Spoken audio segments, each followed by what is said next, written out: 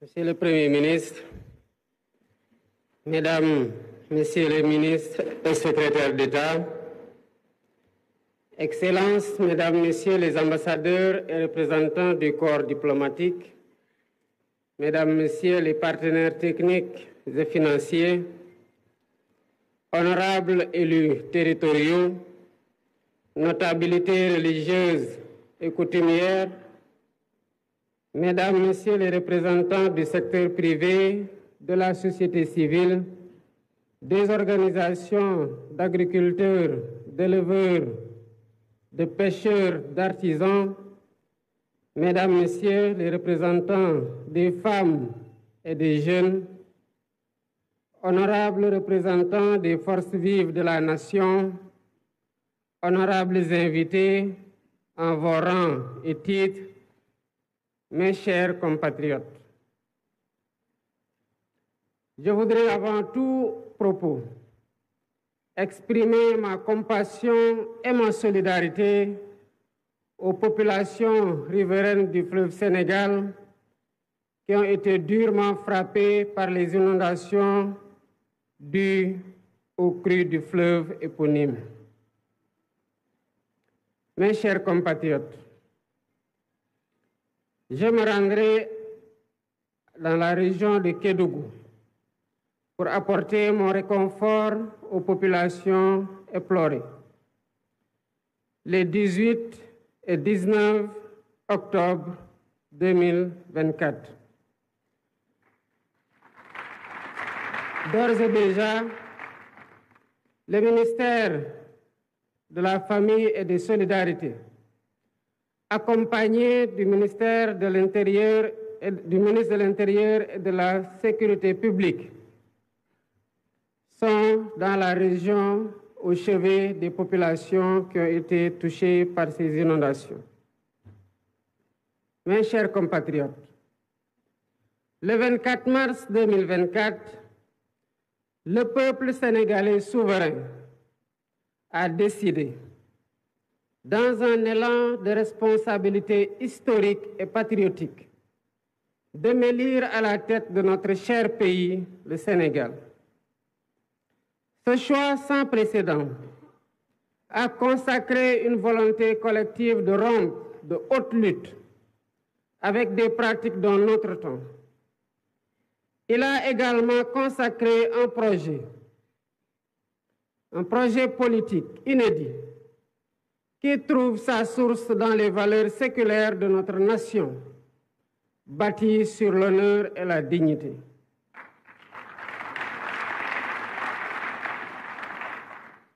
Pour rappel, lors de ma prestation de serment le 2 avril 2024, je m'engageais devant vous à mobiliser les Sénégalais d'ici et de la diaspora autour d'un projet national fédérateur orienté vers un futur serein. Dans ce sillage, j'ai impulsé la gouvernance publique autour du Djubal et Djubanti, pour transcrire dans nos actes et discours de tous les jours la cause primordiale et la volonté sacrée du peuple sénégalais souverain. Dans cet esprit, j'ai demandé au Premier ministre, dès le premier Conseil des ministres, la finalisation d'un nouveau référentiel de la politique économique et sociale, ce qui s'est fait dans les 6 mois, malgré, il faut le souligner, le contexte très chargé lié à la gestion problématique de la continuité des pouvoirs publics après l'alternance. Aujourd'hui, 14 octobre 2024, nous partageons avec les différents segments du peuple sénégalais et la communauté internationale ce document stratégique qui pose les fondements d'une nouvelle ère pour notre pays. La vision Sénégal 2050, agenda national de transformation, révèle donc assurément la dynamique d'un pacte social national pour bâtir un Sénégal souverain, un Sénégal juste, un Sénégal prospère. Ce document traduit en profondeur notre ambition de dépasser les clivages et les défis et de réviser totalement les schémas classiques du passé qui entraînent une stagnation et une régression sociale inacceptable, entretenue par une gouvernance de confort vigoureusement indexée et fortement rejetée par les populations. Les populations déterminées à changer inéluctablement leur sort. Avec le référentiel présenté et déployé, nous devons consolider durablement une nation solidaire, une nation résiliente et résolument ancrée dans la modernité, le progrès et le bien-être de chaque Sénégalaise et de chaque Sénégalais. Au demeurant, nous prenons date à partir d'un héritage lourd, marqué par une situation économique, budgétaire, financière et sociale extrêmement difficile et complexe, qui trouve des explications dans la mauvaise direction empruntée par notre pays dès les premières années de notre indépendance. Mesdames et messieurs, notre économie extravertie a été neutralisée par un modèle d'exploitation des matières premières sans valorisation ni transformation locale notable, laissant notre secteur privé national trop faible, une industrie en miniature et nos jeunes talents en quête d'opportunités désespérées, souvent poussés à chercher un avenir ailleurs. Ces choix généralement imposés ont non seulement limité notre potentiel de développement, mais ils ont aussi peu à peu dépossédé le pays de la maîtrise de son destin. Je ne saurais m'étendre outre mesure sur ce diagnostic inquiétant, à première vue, mais qui ne doit pas nous décourager ni étouffer ou nous figer. Car la force d'un pouvoir, c'est sa capacité à agir, à fixer un cap stratégique, mais également à trouver dans le temps et dans l'espace, et selon les circonstances, les meilleures solutions et les moins coûteuses pour répondre aux défis présents et futurs, ainsi qu'aux aspirations et préoccupations légitimes des populations. Mes chers compatriotes, c'est donc le temps de la transcendance, du consensus, du sursaut et du don de soi pour asseoir notre souveraineté et libérer les énergies, les talents et les potentiels de notre nation. Nous devons être fiers de notre nation parce que nous sommes le Sénégal.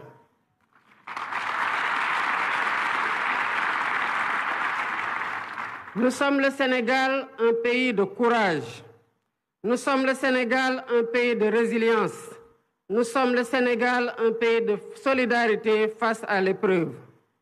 Voilà pourquoi nous devons faire notre introspection individuelle et collective pour reprendre avec confiance notre destin en main et mettre notre Sénégal sur une trajectoire d'exigence, d'espérance, de performance et de progrès.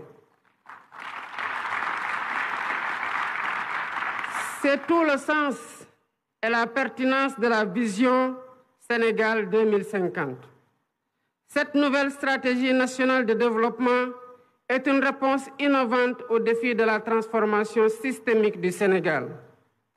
Elle repose sur une vision endogène claire, cohérente, ambitieuse et assumée. Cette feuille de route pour les 25 prochaines années, qui fait l'objet aujourd'hui d'un partage et le fruit d'une réflexion collective, est déclinée en stratégie quinquennale et décennale. Elle permettra d'ajuster et d'optimiser nos actions et efforts en temps réel. Ainsi, la transformation systémique du Sénégal repose sur 4 axes stratégiques déterminants. Le premier axe consiste à asseoir une économie compétitive, créatrice d'emplois, Nous visons à bâtir une économie diversifiée et résiliente, mais aussi inclusive. Cela passe par la valorisation de nos ressources naturelles, qu'elles soient agricoles, minières, pétrolières ou gazières, à travers une industrialisation ambitieuse. Nous intégrerons nos matières premières dans les chaînes de valeur mondiales et nous transformerons nos richesses sur place, en particulier grâce aux technologies numériques et à l'intelligence artificielle. Le développement de pôles économiques viables associés à un cadre des affaires attractif contribuera à renforcer le secteur privé national et à diversifier notre économie. Dans les tout prochains jours, une loi sur la souveraineté économique viendra consacrer cette dynamique en s'appuyant sur une stratégie de financement solide et concertée avec toutes les parties prenantes. Le deuxième axe est celui de la durabilité et de l'aménagement du territoire. Notre développement ne sera viable que s'il respecte et préserve notre environnement. Nous avons le devoir de protéger notre biodiversité et de promouvoir l'économie circulaire pour que le Sénégal devienne un modèle en matière de gestion durable de ses ressources. En parallèle, l'aménagement équilibré de notre territoire sera assuré grâce à 6 grands corridors de développement qui désenclaveront les zones rurales et relieront les pôles de croissance. Nous veillerons à offrir à tous un accès équitable aux infrastructures essentielles, en particulier dans les régions les plus reculées. L'expansion des énergies renouvelables telles que le solaire et l'éolien jouera un rôle central dans la transition énergétique du Sénégal afin que nous puissions léguer aux générations futures un pays respectueux de son environnement et en phase avec les défis climatiques. Le troisième axe porte sur le renforcement du capital humain et sur l'équité sociale. L'investissement dans l'éducation, la formation et l'innovation sera au cœur de cette transformation. Nous mettrons en place une politique éducative de qualité pour tous, ainsi que des réformes visant à offrir à chaque Sénégalaise et à chaque Sénégalais des opportunités égales, quel que soit son lieu de résidence. La réforme foncière permettra une répartition des terres, tandis que le système de santé sera modernisé pour garantir à tous un accès équitable à des soins de qualité, en particulier dans les zones rurales. En outre, un système national d'assurance maladie sera instauré pour protéger chaque citoyen des aléas économiques et sociaux, réduisant ainsi les inégalités. Le Sénégal de 2050 sera porté par une jeunesse compétente, dynamique et préparée pour répondre aux défis du monde moderne. Ce capital humain de qualité sera l'un des piliers de notre compétitivité économique. Le quatrième axe concerne la bonne gouvernance et l'engagement africain. La refonte de nos institutions est indispensable pour servir au mieux les aspirations de notre peuple. Nous combattrons durement la corruption et nous réformerons l'administration pour en faire un levier puissant au service du développement. Ce processus de gouvernance renforcée garantira une gestion rigoureuse de nos ressources, assurant que chaque action entreprise contribue à l'atteinte de nos objectifs collectifs. Notre engagement panafricain sera également réaffirmé avec un renforcement de la coopération avec nos pays frères. Convaincu que l'avenir de notre continent repose sur l'intégration régionale et la solidarité, le Sénégal jouera un rôle leader sur le plan africain, notamment dans les domaines de la sécurité, de l'innovation technologique et de la gouvernance démocratique. Ensemble, avec les pays frères de la sous-région, nous œuvrerons pour une Afrique unie, souveraine et prospère, capable de relever les défis communs et de se positionner comme un acteur majeur sur la scène internationale. Mesdames et messieurs, cet agenda de transformation qui va préciser dans ses déclinaisons temporelles le chiffrage des programmes et projets symbolise le redressement du pays et l'accélération de son développement endogène et durable porté par des territoires attractifs et compétitifs car accompagnés par l'État selon le principe de subsidiarité. Cet agenda d'espoir et de mobilisation ne se limite pas à des mesures économiques. Il illustre surtout la volonté de renforcer la cohésion nationale, de réduire les inégalités et de garantir à chaque citoyen une place dans le Sénégal du futur qui se dessine et que nous bâtissons avec détermination. Il s'agit d'un projet collectif au-delà des clivages politiques qui appelle l'engagement de chaque Sénégalaise et de chaque Sénégalais. D'où mon attachement particulier à son appropriation, à son enrichissement et à sa vulgarisation par une communication adaptée auprès de toutes les forces vives de la nation. L'agenda 2050 s'adresse autant aux Sénégalais d'aujourd'hui qu'aux générations futures.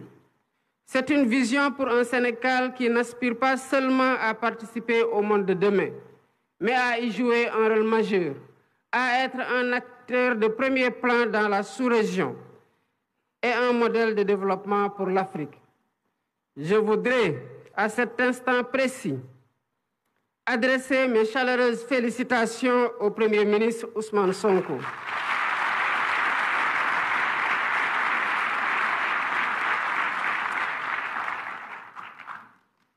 Il a mené de main de maître avec l'ensemble du gouvernement, les services de l'État et les experts nationaux du public et du privé associés ce travail de conception exceptionnel d'une rare pertinence qui démontre la qualité du capital humain national.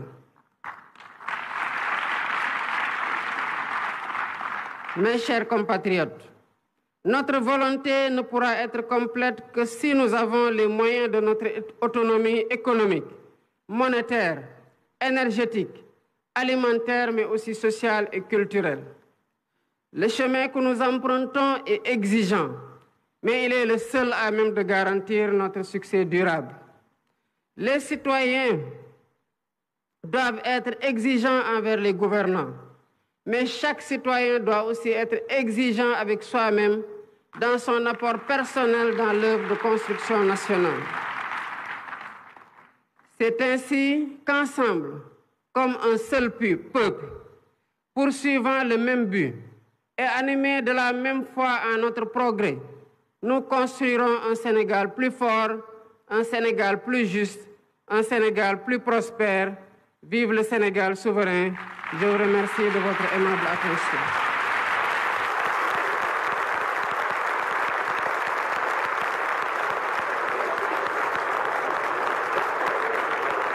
De le voir sur ces images, le chef de l'État Bassirou Diomaye Diakhar Faye qui vient de prononcer son discours à l'occasion justement du lancement du référentiel Sénégal 2050. Beaucoup de points ont été soulevés, notamment sur le contenu de ce document qui, on le rappelle, va nous servir de boussole durant les 25 prochaines années. Énormément de mutations, énormément de réformes sont annoncées, des réformes